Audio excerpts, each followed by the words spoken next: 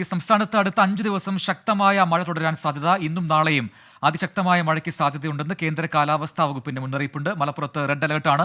കേരള, കർണാടക, ലക്ഷദ്വീപ് തീരങ്ങളിൽ മീൻപിടുത്തത്തിന് വിലക്കേർപ്പെടുത്തിയിട്ടുണ്ട്. വിശദാംശങ്ങളുമായി അലക്സ് റാം മുഹമ്മദ് ചേരുന്നു. അലക്സ്, എന്താണ് ഏറ്റവും പുതിയ കാലാവസ്ഥ അപ്ഡേറ്റ്? പ്രജൻ, മഹാരാഷ്ട്ര തീരം മുതൽ കേരള തീരം വരെ ന്യൂനമർദ്ദ പാത്തി സ്ഥിതി ചെയ്യുന്നുണ്ട്.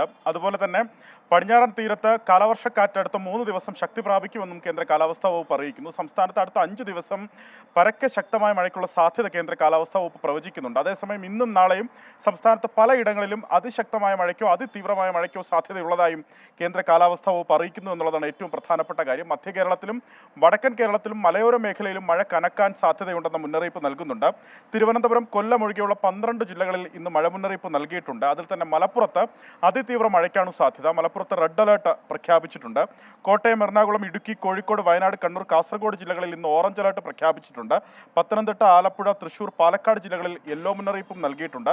നാളെ 14 ജില്ലകളിലും മഴ മുന്നറിയിപ്പ് നൽകിയിട്ടുണ്ട്. അതിൽ കോഴിക്കോട്, വയനാട്, കണ്ണൂർ ജില്ലകളിൽ റെഡ് അലർട്ട് നാളെ പ്രഖ്യാപിച്ചിട്ടുണ്ട്. 6 ജില്ലകളിൽ നാളെ ഓറഞ്ച് അലർട്ട് നിലനിൽക്കുന്നു. ജാഗ്രത പൊതുജനങ്ങളും സർക്കാർ സംവിധാനങ്ങളും പാലിക്കേണ്ടതുണ്ട് എന്ന് ദുരന്ത നിവാരണ അതോറിറ്റി അറിയിക്കുന്നുണ്ട്. കേരള, കർണാടക, ലക്ഷദ്വീപ് തീരങ്ങളിൽ മത്സ്യബന്ധനത്തിന് വിലക്കുണ്ട്. പ്രജിത്. ശരി, അലക്സ് റാം മുഹമ്മദാണ് വിശദാംശങ്ങൾ നൽകിയത്.